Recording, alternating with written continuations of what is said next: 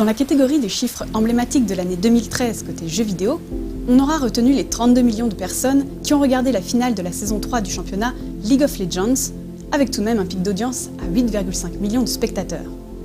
À titre de comparaison, pour sa saison 2 en 2012, League of Legends avait déjà rassemblé presque 9 millions de spectateurs pour la finale, avec un pic à 1 million de spectateurs en simultané. League of Legends a donc largement confirmé sa popularité auprès d'un public toujours plus large. C'est aujourd'hui un MOBA emblématique dans le monde de l'e-sport. En bon français, on traduirait MOBA par arène de bataille en ligne multijoueur. On dit souvent que le genre fut créé par l'intermédiaire d'un mode du jeu de stratégie en temps réel, Warcraft 3, nommé Defense of the Ancients.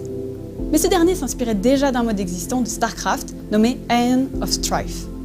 Une carte néanmoins peu jouée à l'époque, et ce fut de loin Defense of the Ancients qui rendit le genre populaire, principalement la deuxième version nommée All-Star.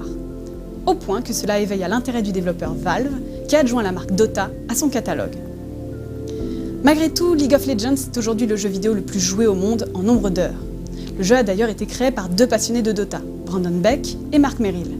C'est de leur association qu'émergea League of Legends Clash of Fates en septembre 2009, qui proposait à l'origine 40 héros jouables.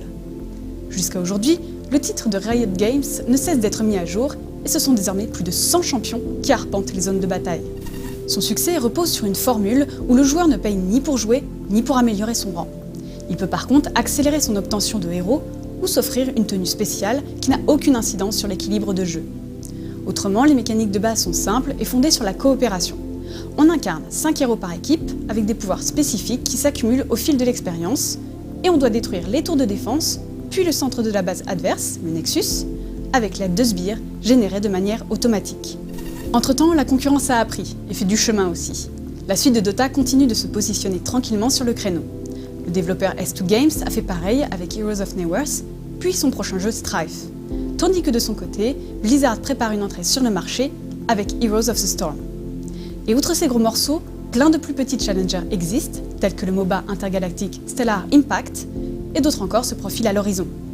Côté joueur, le constat est donc positif, le genre ne peut que profiter de cette compétition avec toute la variété, et espérons la qualité, que cela devrait engendrer.